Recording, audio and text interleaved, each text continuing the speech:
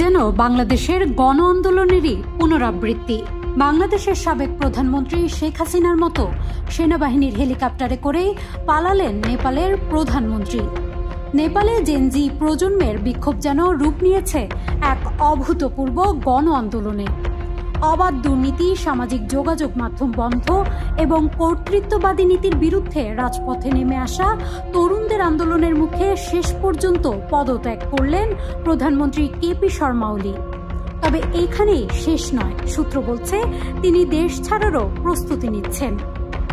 পদত্যাগের আগে ওলি নেপালের সেনাপ্রধান জেনারেল অশোক রাজ শিকদেলের সঙ্গে ফোনে কথা বলেন। সেনাপ্রধান তাকে স্পষ্ট জানিয়ে দেন, সেনাবাহিনী কেবল তখনই দেশের স্থিতিশীলতায় হস্তক্ষেপ করবে যদি তিনি স্বেচ্ছায় ক্ষমতা ছাড়েন। শেষ পর্যন্ত সেই চাপের মুখে ওলি সরে দাঁড়ান। পরে তিনি নিরাপদে দেশ ত্যাগের জন্য সেনা সহায়তা চান। পরিকল্পনা অনুযায়ী চিকিৎসার অজুহাতে দুবাই যাওয়ার কথা রয়েছে তার।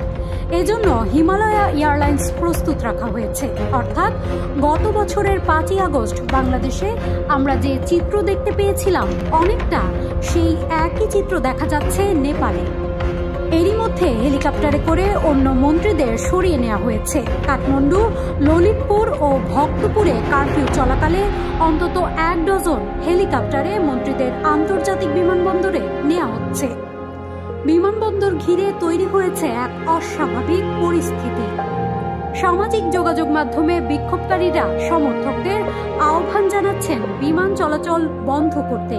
কেউ আতশবাজি, কেউ ড্রোন, কেউ বা লেজার লাইট ব্যবহার করছেন বিমানের গতিপথে বিঘ্ন ঘটাতে।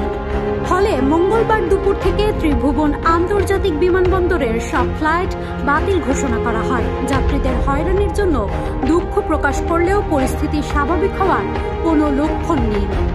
এদিকে রাজপথে ওলি সরকারের পতনের আনন্দে তরুণদের বাঁধ ভাঙা উচ্ছ্বাস দেখা গেছে।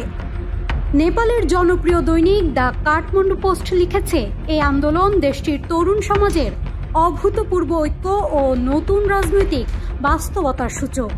আর ওলির পলায়নপর পদক্ষেপ এখন দেশে বিদেশে আলোচনার কেন্দ্রবিন্দু।